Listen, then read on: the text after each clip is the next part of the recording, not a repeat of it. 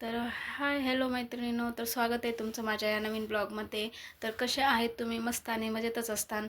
तर हे मी 2 किलो ड्रायफ्रूट्सचे लड्डू बनवलेले आहेत आणि कसे बनवले हे तुम्ही रेसिपी माझी कंटिन्यू पुढं पाहत राहा. तर आपण इथे लड्डू बनवायला सुरुवात करू. मी हे खोबरं घेतलेलं आहे मस्त असं किसून, आणि ते खारीक तर 1 किलो खारीक घेतलेली होती, म्हणजे 1 किलोला थोडीशी कमीच होती. ती मस्त अशी त्यातले बिया काढून कट करून ती मस्त एक दिवस उन्हात वाळवून त्याचं पावडर बनवून घेतलेले. आणि ते तीळ घेतलेले आहेत, परत काजू घेतलेले आहेत, बदाम पण घेतलेले आहेत, परत ही जी खारीक आहे, आपण खारीकच्या मधल्या बिया काढून घेतलेल्या आहेत. त्याच्यानंतर भरपूर असं साहित्य आहे, मी काही ते व्यवस्थित नाही दाखवलं, म्हणजे मला दाखवता नाही आलं. आणि भरपूर पंपकिन सीड्स घेतलेले आहेत, परत डिंक पण आणलेले आहेत. तर तुम्हाला ते एक एक मी आता सांगेन. तर इथे मस्त असं कढईमध्ये मी तूप टाकलेले, आणि ह्याला तूप भरपूर लागलं बरं का. म्हणजे ड्रायफ्रूट्सचे लड्डू असतात तर सर्व आपण तुपामध्येच तळून वगैरे भाजून घेतात, त्याच्यामुळे भरपूर असं तूप लागतं. तर हे आता मी तूप टाकलेले 2-3 चमचे, आणि त्याच्यामध्ये बदाम मस्त असे भाजून घेतलेले आहेत, थोडेसे लालसर वगैरे. परत त्याच्यानंतर आणि थोडंसं तूप टाकले 2 चमचे, आणि त्याच्यानंतर काजू भाजून घेतलेले आहेत.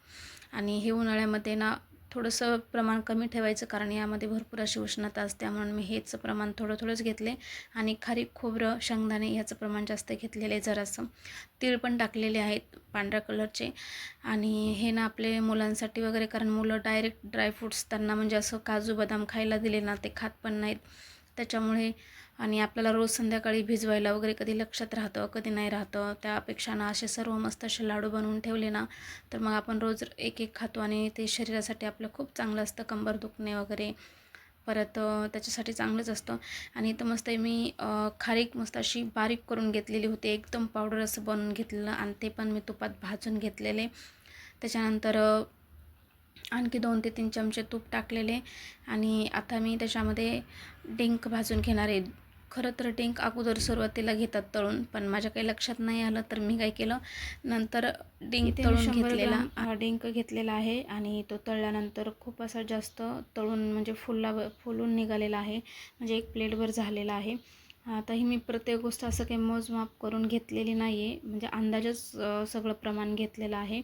आणि आता इथे खोबरं मी 1 किलो खोबरं होतं, तर त्यातलं म्हणजे 1/4 किलो तर घेतलेलं आहे. त्यातले 2 ते 3 खोबरे बाजूला ठेवलेले आहे. आणि हे सगळं खोबरं ना कट करून घेतलेलं आहे चाकून, आणि त्याच्यानंतर मिक्सरमधून एकदम असं बारीक करून घेतलेलं आहे.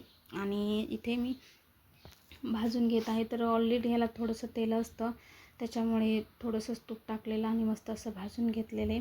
आणि खोबऱ्याचं आणि खरकाचंच प्रमाण जास्त आहे, बाकी थोडंच घेतलेलं आहे, आणि सर्व अंदाजेच घेतलेला आहे.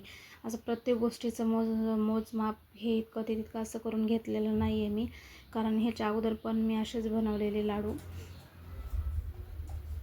हेल्प करायला. त्यांचं म्हणणं होतं की तू किती वेळ करते. आता तुम्ही सांगा, एवढ्या वस्तू सर्व गोळा करायच्या, मिक्सरमधून काढायच्या, उन्हामध्ये वाळवायच्या, त्यांच्या बिया काढायच्या, नंतर परत त्या मिक्सरमधून काढायच्या, पुन्हा एक एक वस्तू सगळी तुपामध्ये तळून घ्यायची. 1 तास तरी लागेल की नाही लड्डू बनवायला. आता तुम्ही कुणी बनविलं असेल, ज्यांनी बनविले त्यांना माहीत असेल की हे प्रोसिजर करायला किती वेळ लागते नेमकी. तर आता मला 1 तास गेलं, मी एकटी करते म्हटल्यानंतर एवढा वेळ तर जाणारच. आणि हे आमचे आहो आले आणि म्हणत होते की किती वेळ झालं करते आणि एकटीच करते, कशाला वेगळं राहते. म्हटलं मग तुम्ही या मला हेल्प करायला. ते फॅमिली आले मला हेल्प करायला, आणि त्यांनी पण मला हेल्प करून दिली. आता म्हटलं की मला खायचे आहेत, तर मला हेल्प करायलाच पाहिजे. त्यांनी बदाम, काजू, परत शेंगदाणे, सर्व बिया जे पंपकिन्स वगैरे, परत तीळ, हे सर्वांना बारीक करून दिलं मिक्सरमध्ये. आणि त्याच्यानंतर बोलले की आता बाकीचं तू हे कर, आणि नंतर मग मी लड्डू बनवायला पण मदत करतो. तसं पण संध्याकाळचा टायमिंग होता, स्वयंपाक वगैरे जेवण बनवायचं बाकीच होतं. चहा वगैरे फक्त आम्ही पिऊन घेतलेला, थोडासा नाश्ता केलेला, आणि म्हटलं पटकन लाडू बनवून झाले की मग संध्याकाळच्या स्वयंपाकाला तयारीला लागावं. लाडू बनवायला संध्याकाळचे 8 वाजले, आणि मग तिथून पुढं काय आम्ही भात वगैरेच करणार होतो. सर्व साहित्य आम्ही मिक्सरमधून काढून घेतलेलं. आता खजूर थोडीशी मिक्सरमधून काढायला प्रॉब्लेम होत होता, कारण मिक्सर असं जाम होत होतं. तर कमी म्हणजे मिक्सर असं थोडं बंद चालू करून ते सर्व काढून घेतलं.